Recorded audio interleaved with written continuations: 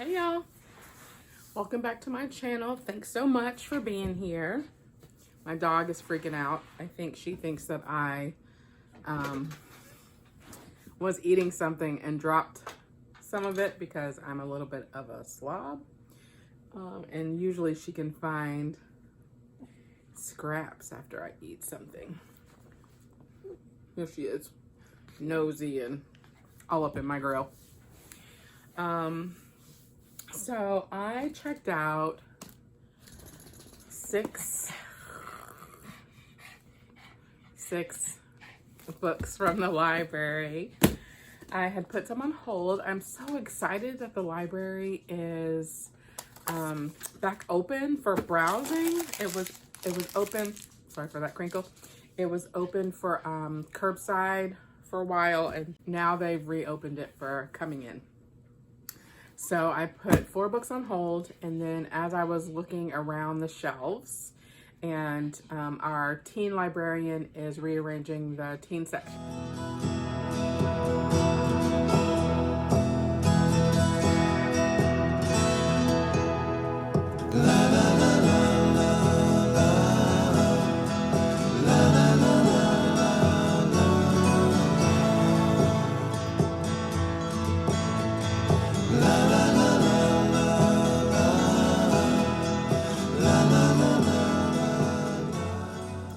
As I was perusing, I found 2 additional books, and I have 2 other books that are on hold that are not in yet.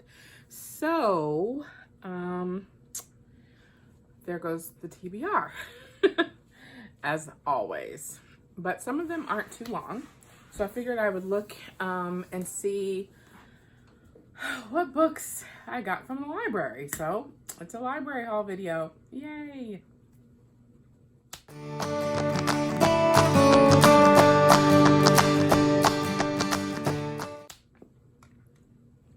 First is Kiss of the Spider Woman by Manuel Puig. I believe that this was a recommendation from the Artisan Geek, who did a video on recommendations, I think from marginalized authors, I believe that this one and Ceremony by Leslie Marmon Silko were on her video.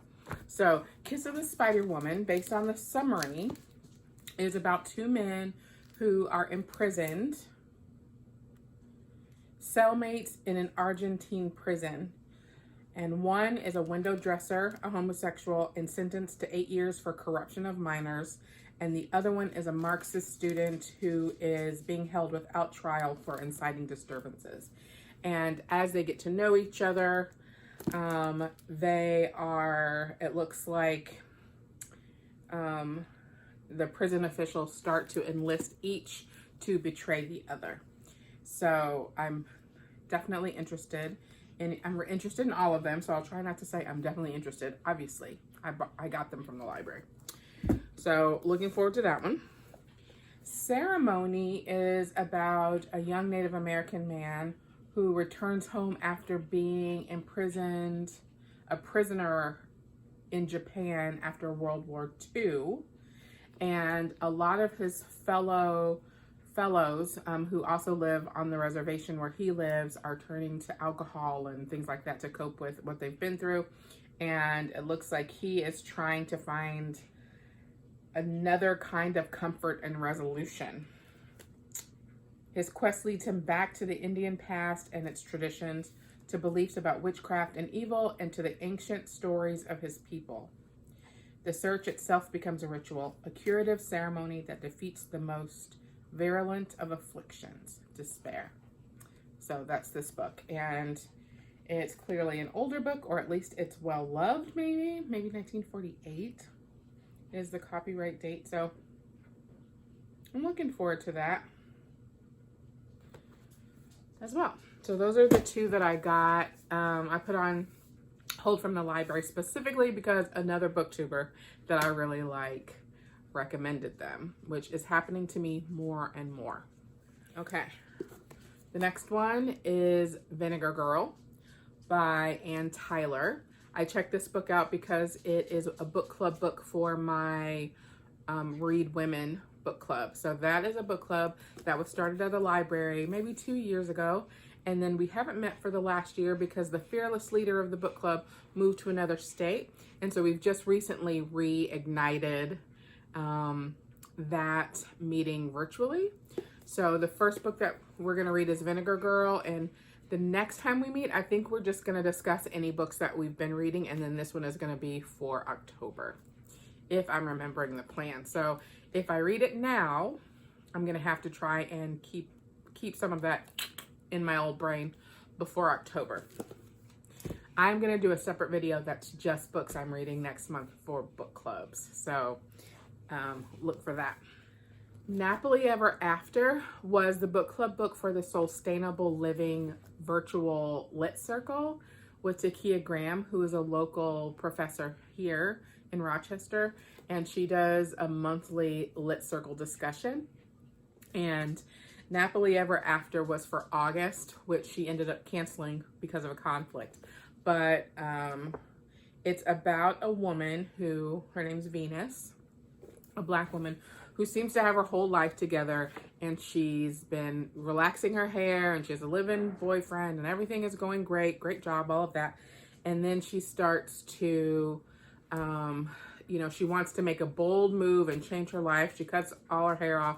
She dumps her boyfriend, and she trades in the long hair for a dramatically short, natural cut and sins Clint packing. It's a bold declaration of independence and one that has effects she never could have imagined. It's a delicious story told with savvy and humor. So that's Nappily Ever After from Trisha Thomas. So that was a book club book that I don't know if Takia is still going to want to discuss it or not, but it sounded interesting.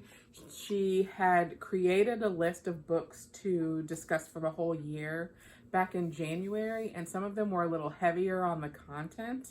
Actually, Heavy was one of the books. But she decided a couple of months ago that she was going to revamp the whole list because she wanted more joy and levity and humor because of, 2020 is a beast. So she wanted to kind of change some things. So I was excited to see that one on the list. And then the two I picked up off the shelf after seeing them, one was The Midnight Lie by Marie Rutkowski. Now, I want to read this. I'm excited to read this. And you may recall from a previous video, assuming I posted it, because who knows, I am behind on finishing The Winter's Curse, which was her other series that I really enjoyed the first one of. So I think this was an impulse snatch up off the shelf. I do want to read it, but I might actually just send it back so the next person can have it while I'm figuring out my life and reading these other books. Also, I know from the cover it says, and this one's set in the same world as that one. So I really want to finish that one or reread that one. Anyway, this one is an epic LGBTQ romantic fantasy. And I've been really trying to prioritize marginalized stories or the stories of marginalized people written by members of that community. I love Marie. I've met her through a Rochester Teen Book Festival a few years ago. I'm definitely going to read this. Look at the cover. I love it. Let's see. Life in the ward is grim and punishing. People of Niram's low status are forbidden from sampling sweets or wearing colors. You either follow the rules or pay a tithe and suffer the consequences. She keeps her head down and a dangerous secret close to her heart. When she encounters Sid, a rakish traveler from far away, who whispers rumors that the High Kith possesses magic and tempts her into seeking that magic for herself. I mean, there are so many things about that sound awesome.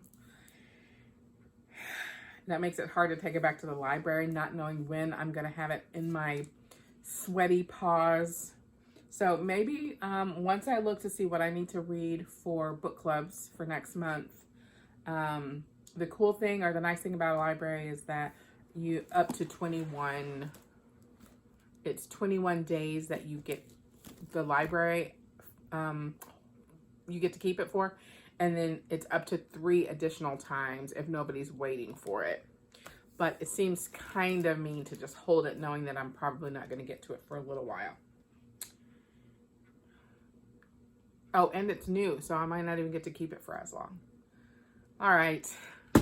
I paid $40 in library fines last month after the lockdown because I just was holding books and holding books and holding books.